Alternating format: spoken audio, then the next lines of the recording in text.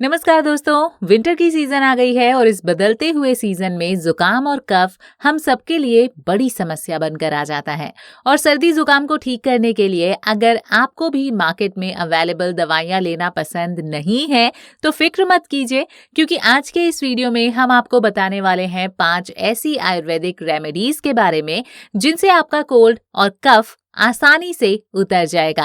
तो चलिए शुरू करते हैं, लेकिन उससे पहले अगर आपने अभी तक हमारे चैनल आयुर्वेद का खजाना को सब्सक्राइब नहीं किया है तो अभी कर लीजिए और बेल के आइकन को जरूर प्रेस कर दीजिएगा। आयुर्वेद के अनुसार सबसे पहले रेमेडी की बात करें तो वो है तुलसी। दोस्तों, तुलसी को आयुर्वेद में औषधियों की माता का दर्जा दिया गया है। तुलसी हमारे शरीर में एंटीबॉडीज को बढ़ाकर इन्फेक्शन से लड़ने की ताकत देती है। इसके अलावा म्यूकस को स्मूथ करके कफ को बाहर निकलने में भी ये काफी मदद करती है। अब बात आ जाती है कि इसका इस्तेमाल कैसे करना है, तो आप तुलसी की पत्तियों को चबाकर खा सकते हैं। सुबह सुबह 4 से 5 पत्ते आपको खाने हैं और अपनी सर्दी और कफ को बिल्कुल छू मंतर कर देना है।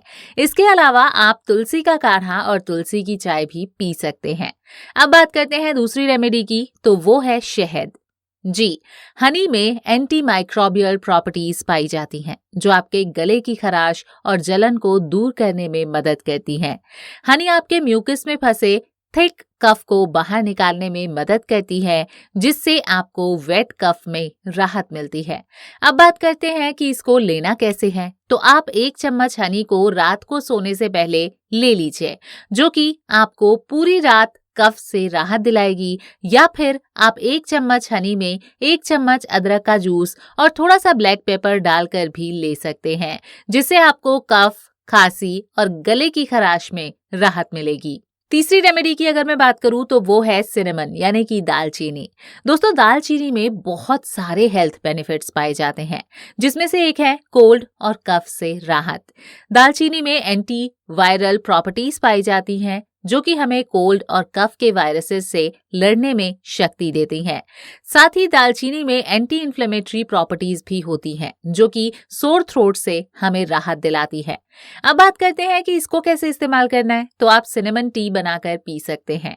अब आप सोच रहे होंगे कि ये बनती कैसे है, तो आप एक तपेली लीजिए, उसमें थोड़ा पानी लीजिए, उसमें एक छोटी सी सिनेमन स्टिक डालिए, उसको अच्छे से उबाल लीजिए और उसको छन्नी की मदद से छान कर पी जाइए। आप चाहें तो इसमें हनी को भी ऐड कर सकते हैं। इसके अलावा आप दालचीनी को अपनी नॉर्मल चाय में भी इस्तेमाल कर सकते हैं। जैसे हम घर में चाय बनाते हैं वैसे बनाइए और फिर उसमें थोड़ा सा दालचीनी पाउडर मिलाकर पी जाइए। ऐसा करने से आपका कफ और कोल्ड बहुत ही जल्दी उसमें आपको आराम मिल जाएगा। अब बात करते हैं कोल्ड और कफ को मिटाने की चौथी रेमेडी की, तो वो है गिलोय। गिलोय को हिंदी में अमृता और गुडूची के नाम से भी जाना जाता है। गिलोय में एंटी एलर्जिक सब्सटेंसेस पाए जाते हैं जो कि पॉल्यूशन, स्मोक और एलर्जी से होने वाले कफ और कोल्ड को दूर करने में सहायता करते हैं। अब बात करते हैं कि इसको कैसे लेना है, तो इसे गिलोय जूस की तरह आप ले सकते हैं। आप 2 चम्मच गिलोय के जूस को गर्म पानी के साथ खाली पेट पीजिए। इसके अलावा आप चाहें तो गिलोय के टैबलेट्स भी ले सकते हैं। ये जूस और ये टैबलेट आपको कोई भी आयुर्वेद के शॉप पर या ऑनलाइन मिल जाएगी। अब बात करते हैं आखिरी रेमेडी की, तो वो है मुलैठी। मुलैठी एक ऐसी आयुर्वेदिक हर्ब है जिसमें कई सारे हेल्थ बेनिफिट्स पाए जाते हैं और इसमें से एक है कोल्ड और कफ को मिटाना। मुलैठी में कुछ ऐसे गुण पाए जाते हैं जो आपके गले से म्यूकस को लूज करके कफ के जरिए बॉडी से बाहर निकाल कर फेंक देते हैं। अब बात करते हैं कि इसको कैसे लेना है, तो आप मुलैठी वाटर, मुलैठी टी या फिर मुलैठी काढ़ा पी सकते हैं। तो दोस्तों, ये थी कुछ ऐसी आयुर्वेदिक रेमेडीज जिससे आपके कफ, कोल्ड, गले की खराश, जलन सबको मिटाने में मदद मिलेगी।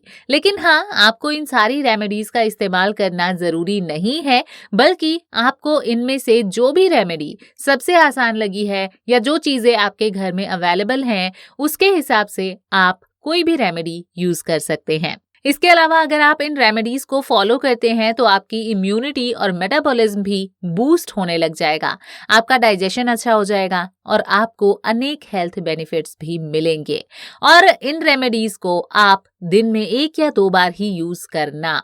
इसको ज्यादा इस्तेमाल करने से पेट में गर्माहट हो सकती है। तो आज के लिए बस इतना ही। अगर आपको ये वीडियो अच्छा लगा है तो इसे लाइक और शेयर करना मत भूलिएगा। Thank you so much.